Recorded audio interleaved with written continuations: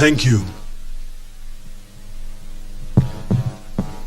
Your Excellency, the President of the Republic of Kenya, Uhuru Kenyatta, First Lady, Margaret Kenyatta,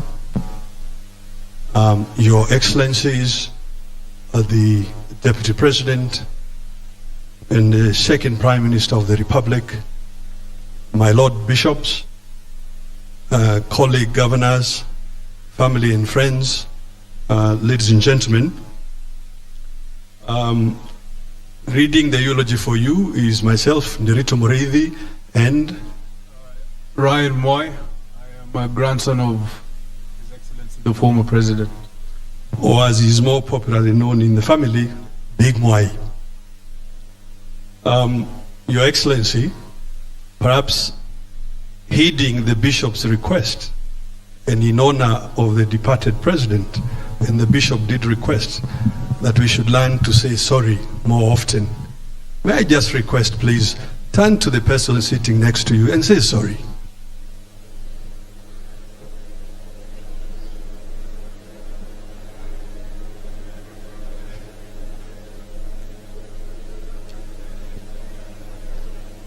Your Excellency, and the congregation, we thank you. So here it goes. Leo Tolstoy once said that there is no greatness where there is no simplicity, goodness, and truth. And here, therefore, is the life and times of His Excellency Mwai Kibaki, CGH, third President of Kenya. That Mwai Kibaki was a humble man who loved simplicity is well known. That he was a good and great man is an acknowledged fact. That he cherished truth and fairness is not in doubt. Mwai Kibaki recognized that serving others is life's greatest joy and its ultimate reward.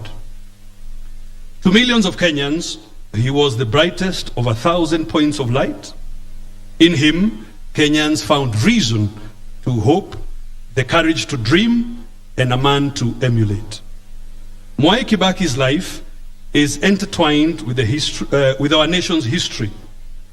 But besides being a story of a commander-in-chief of great accomplishments, it is a story of a deeply devoted family man, a beloved son, a dear husband, a cherished father, and a grandfather, a treasured brother, and a dutiful uncle and relative to many.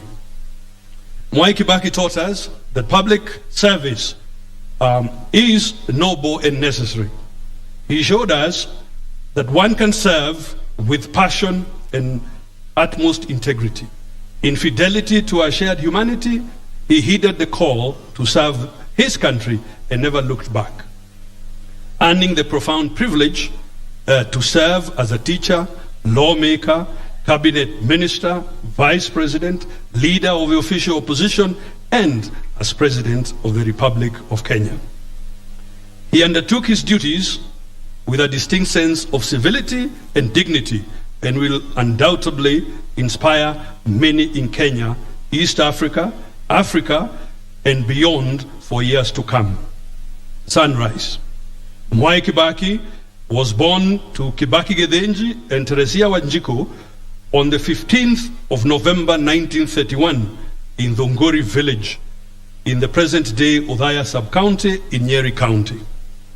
He was the last born in a family of 6. His siblings are the late Wagui, the late Gedenji, the late Kenywa Waiderero, who is here with us today, the late Ndiritu, and the late Waruguru. During his childhood, a time when Kibaki and his age mates routinely engaged in tending goats and calves near home, a peculiar structure erected in the area caught his fancy. He was to learn later that the unusual edifice constructed by Catholic missionaries was essentially come school. As fate would have it, young Kibaki ended up being part of the new world that this new phenomenon portended. He attended his preparatory school, dubbed Sub-A and Sub-B there. At first, his father was a little skeptical about young Kibaki's peculiar venture. However, Kibaki's enthusiasm to become part of the novel adventure was unstoppable, and so his long and illustrious academic enterprise started in earnest. After successfully completing his foundational schooling, Mwai Kibaki joined Gatuyaini Primary School, where he spent 2 years. Back then, there was no telling where this journey would land him. However, being the diligent and bright boy he was, his prospective fortunes were already ascertainable. As it came to pass, Mwai Kibaki was destined for greatness. Those who knew Mwai Kibaki from his childhood days through his time at Makerere University speak of a man who, right from the start, knew what he wanted to become and the path he wanted to follow to achieve it. Nothing, it would seem, was coincidental or fortuitous about his life. Everything seemed aligned to purposefulness. Kibaki later joined the Holy Ghost Catholic Missionaries Karima Mission School, which is today Karima Primary School, for another 3 years. From there, he went to Madari School, later named Nyeri High School, before joining the Mangu High School, discovering Yonda. It was at Mangu High School that greatly transformed Kibaki's life. Started by Catholic priests, Mangu High School became the melting pot in which some of the best brains in the country were chaperoned into greatness.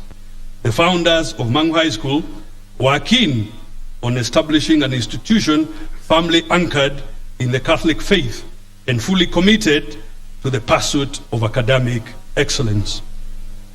After excelling at Mangu High School, Kibaki joined Makerere University College in Uganda to pursue a Bachelor of Arts degree in economics, history, and political science. He emerged as one of the best students in the Faculty of Arts in 1955, attaining a first-class honors degree. After graduation, Kibaki was employed at Shell Uganda as an assistant sales manager. He resigned when he secured a scholarship to study for a Bachelor of Science in Political Science, in Public Finance, sorry. I repeat. He resigned when he secured a scholarship to study for a Bachelor of Science in Public Finance at the prestigious London School of Economics and Political Science, LSE. At LSE, Kibaki became the first African to graduate with a first-class honors degree. Mwai Kibaki returned to Makerere as an assistant lecturer in the Department of Economics. The university would, years later, in 2012, bestow upon him an honorary Doctor of Laws degree as a testament to his distinguished and outstanding contribution to public service at the national, regional, and international levels.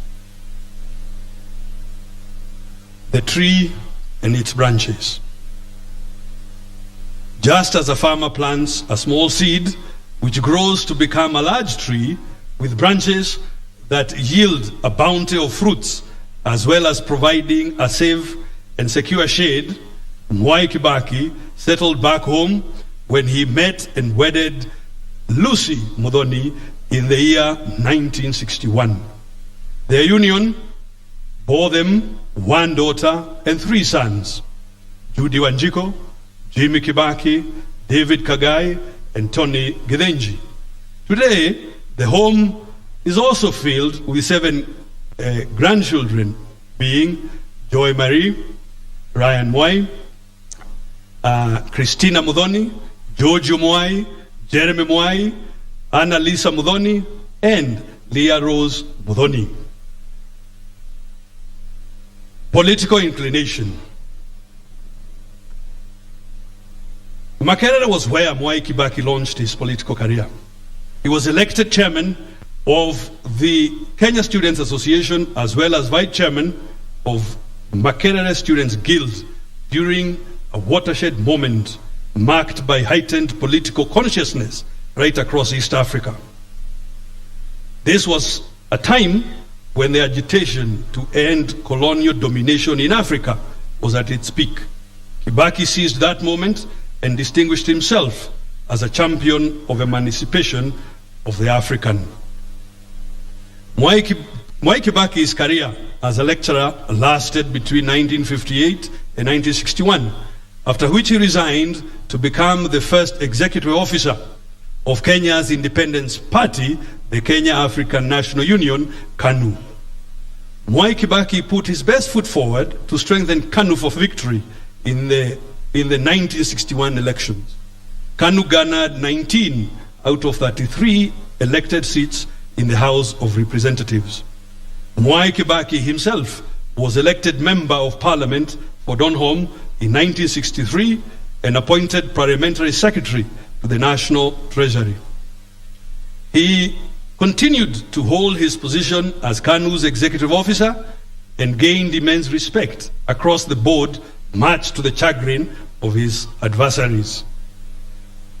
Also notable is that Mwai Kibaki was a key architect, together with the late Tom Mboya, of the acclaimed sessional paper number 10 of 1965, titled African Socialism and its Application to Planning in Kenya.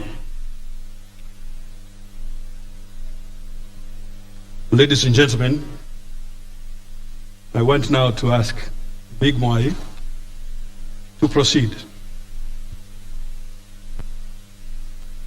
Joining the cabinet. Mwai Kibaki became a full cabinet minister on May 3rd, 1966, when he was appointed Minister for Commerce and Industry. He would 3 years later be appointed to serve his nation as a Minister for Finance. During his tenure at the National Treasury, Mwai Kibaki guided the country through a global economic turndown and managed to steady the fortunes of a relatively young economy to safe shores. Given Kibaki's notable exploits in the arena of leadership, former World Bank President Robert McNamara described him as one of the greatest economic brains to have emerged from Africa. Kibaki's former lecturer at Makerere, Professor Kenneth Ingham, believed that Kibaki had stayed long enough in academia. He would have ended up as a president of the World Bank. A rising star.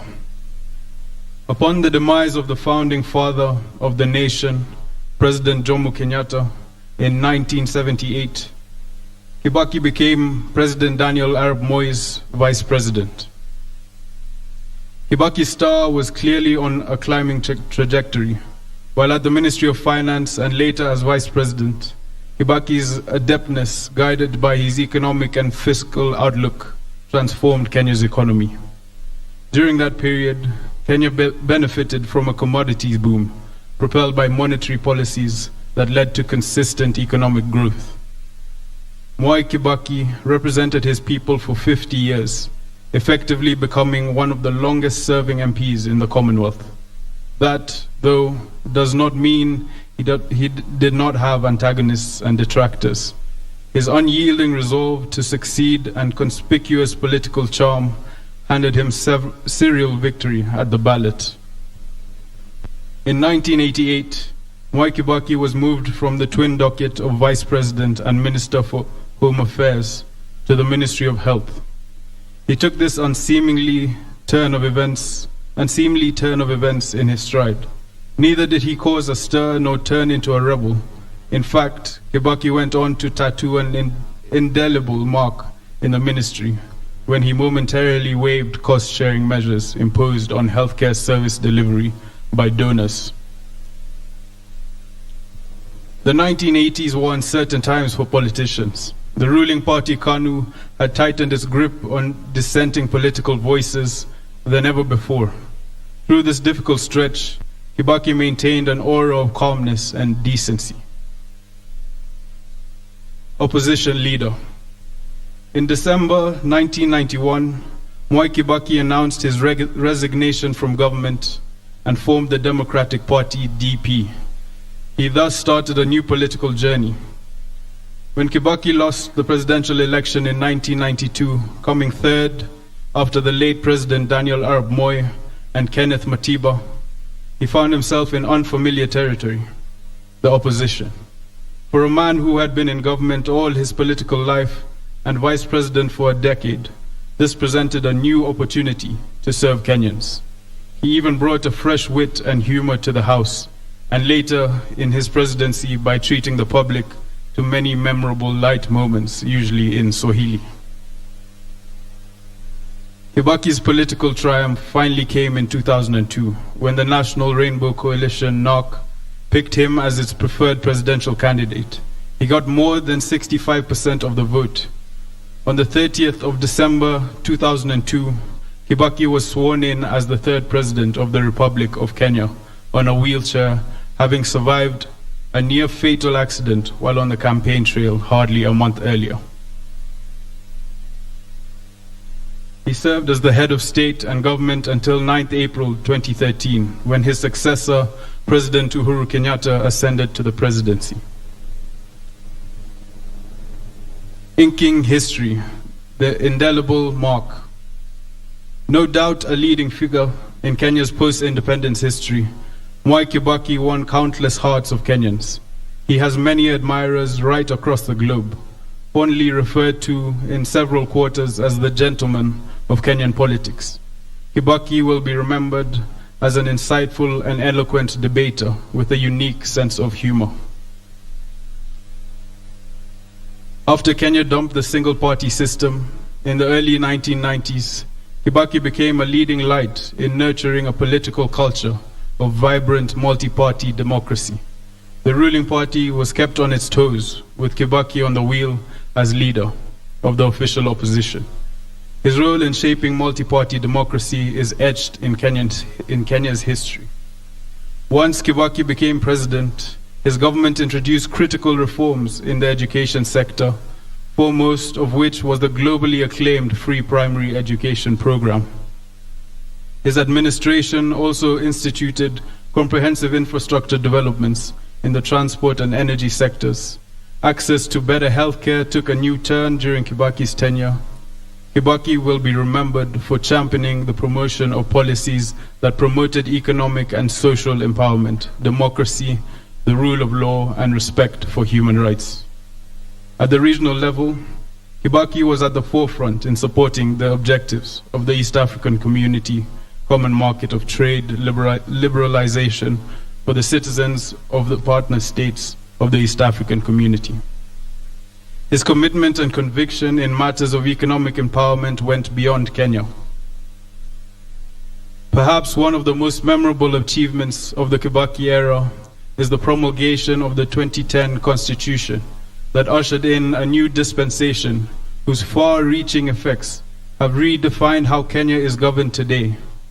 For 2 decades, Kenya had expressed their wish to change the constitution the country had inherited at the dawn of independence in 1963. It had been an elusive goal. At Kibaki's first attempt, it did not fly. It was his second attempt in his second term that it was finally realized. During its promulgation in August 2010, Kibaki termed the achievement the boldest step the Kenyan people have taken towards changing their lives. Kenya's 2010 Constitution is definitely a huge part of the Mwai Kibaki legacy. In retrospect, Mwai Kibaki's servant leader credentials offer seminal lessons on how best to negotiate a more rewarding future through prosperity. Kenya is today more desirable in numerous ways courtesy of the solid foundation built by an exemplary icon who no doubt loved his motherland.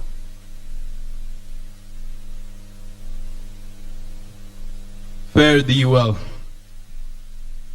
In victory, he was gracious and magnanimous, and a magnanimous winner who brought unity. When he lost, he accepted the outcome with dignity and strove to come back better. He showed us how setbacks can strengthen us, the value of patience, and the power of never losing sight of one's goals.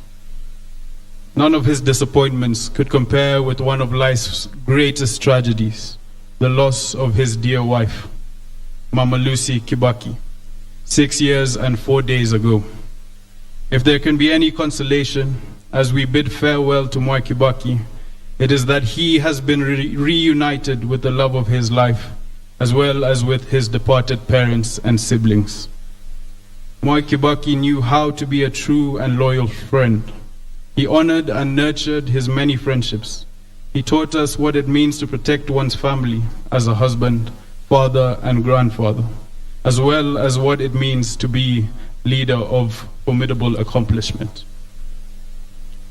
We honor and rejoice in the lifelong companionship he enjoyed with his now departed wife, Her Excellency Mrs. Lucy Kibaki, and his love for his immediate and extended family. Our earnest prayer is that the Almighty God will be kind to Judy Wanjiku, Jimmy Kibaki, David Kagai, and Tony Gidenji and their families. In the outpouring of sympathy and adoration that followed Kibaki's demise on April 22nd, 2022, it became clear that Mwai Kibaki had an impact on his country and the world at large in a unique manner. His ingenuity in matters of economic management, his deep love for his country and dedication to its transformation, and his defining character as the gentleman who stood tall above all the muck of politics became the common chorus of the millions of people who mourned this outstanding son of Kenya and the world. Fare thee well, Your Excellency, and may your soul rest in eternal peace.